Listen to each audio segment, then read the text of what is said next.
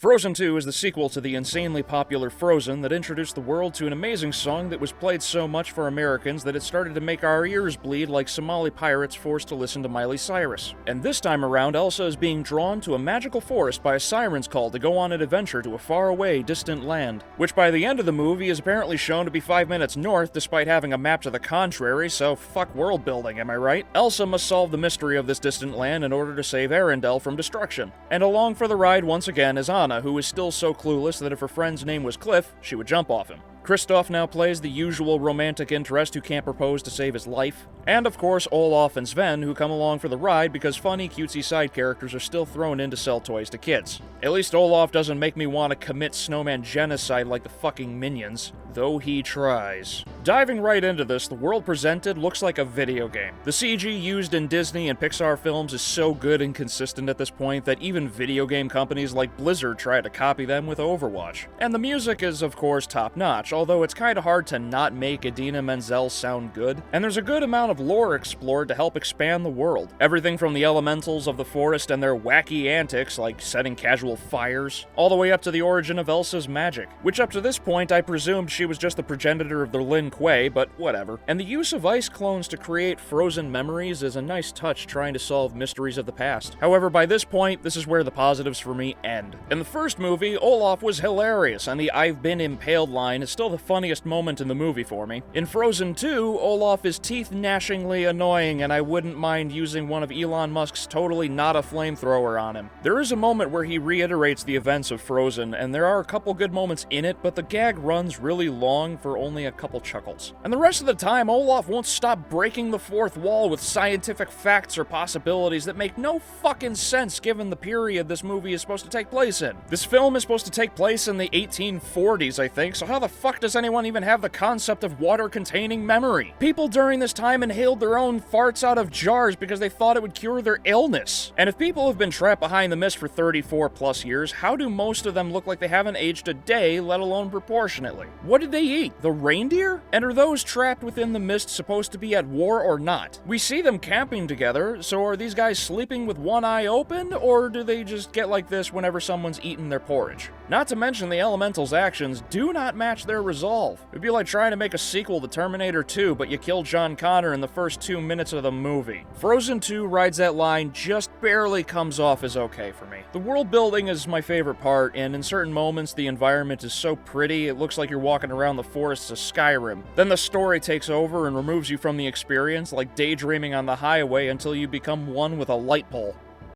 Thank you for watching. I hope you enjoyed, and if you did, give me a thumbs up and don't forget to subscribe for more weekly reviews, and I'll see you in the next video.